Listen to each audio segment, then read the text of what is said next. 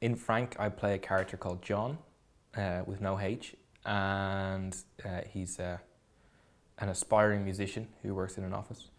That's the short answer, I guess. And then he joins a band.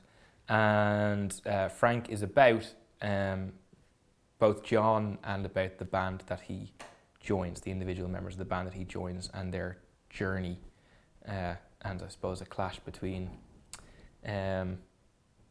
wanting to be commercial and wanting to be true to themselves, which sounds like a serious film, but I think it's a comedy, I hope.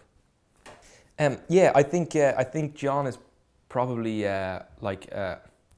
not necessarily ambitious in his life, or he doesn't know about his ambition, and then when the opportunity presents itself, when he's, to be in a band, suddenly his ambition is kind of awakened and it kind of becomes huge and he becomes a bit of an asshole. Basically, he becomes somebody who is incredibly ambitious and is willing to crawl over people to get to fame and all that sort of stuff, whereas before he wasn't like that.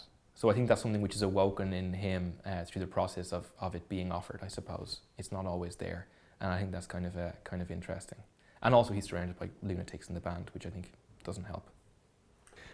I think when I read it, the thing that really made me laugh, some of the dialogue was really cleverly constructed, and what I worried about was whether it was better on the page than it would be when I said it out loud.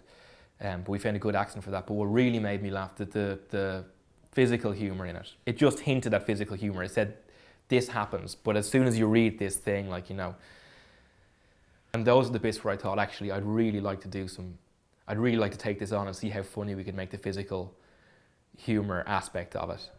And I know Lenny was really into that too, and that was it was really fun planning that stuff out and then letting it go wild, because Michael was such a wild card.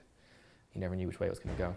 We did 2 weeks rehearsal with most of the members of the band, which was an amazing time to kind of get to know each other, and also to kind of hear the beginnings of the music and to feel like you're in a band, because we were in a recording studio.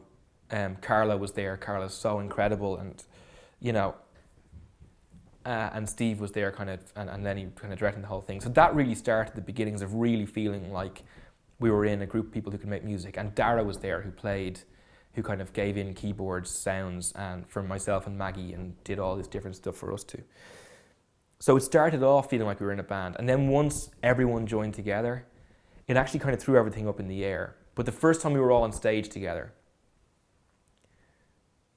was amazing. I think that was about 4 days in the Irish shoot. The first time we were all on stage together and kind of rocked out a little bit together, it was absolutely brilliant. And it did feel like we were in a band.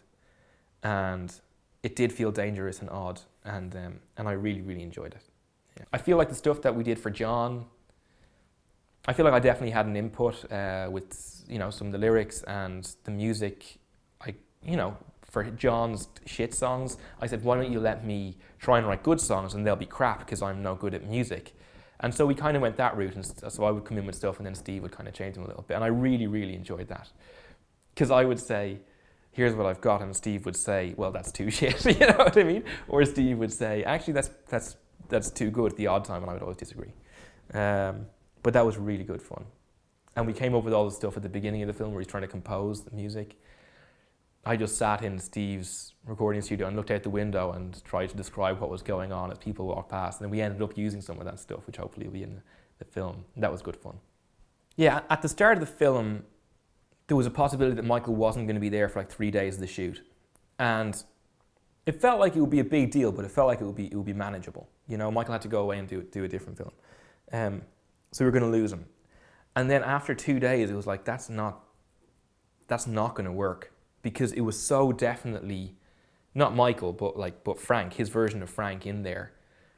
That acting opposite the head, so that became really clear really quickly, that what he was doing, for whatever reason, whatever physically was happening, whatever energy he brought, once he put the head on, that was Frank, and if anyone else put the head on, it wasn't. It just wasn't.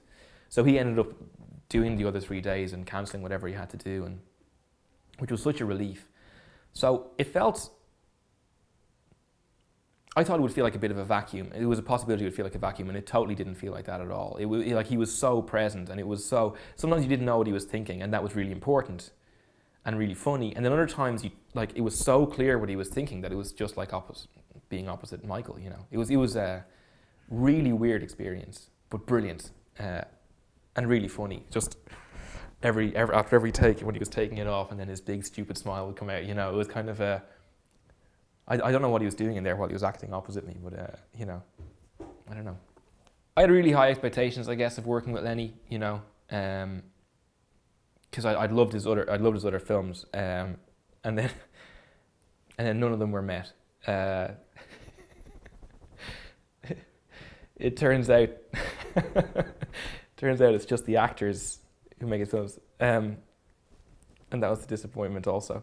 No, I think, I don't know, these things always sound stupid. I loved every second of being on set with him. I worked really closely with Lenny, not on the film or on the story, but on the character in the lead up to it. Like, we met up all the time, and every new draft we went through together, and we hung out a lot. Walking out on stage with Michael for the gig, which doesn't turn out so well, it was just me and him walking out on stage in front of 200 people who were actually screaming we were on a big stage and we had to play in front of them. Just the feeling of walking out there was really nervous, because Michael, you're never quite sure what Michael's going to do anyway once he puts the head on.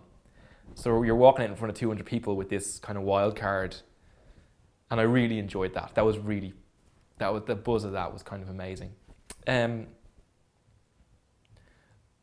that? And then I remember all of us in the van.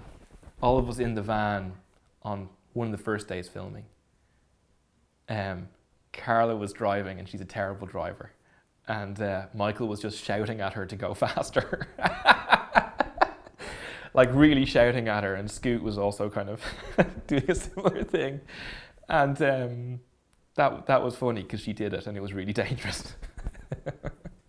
But I don't know, like, whenever we were all together, it was pretty good fun.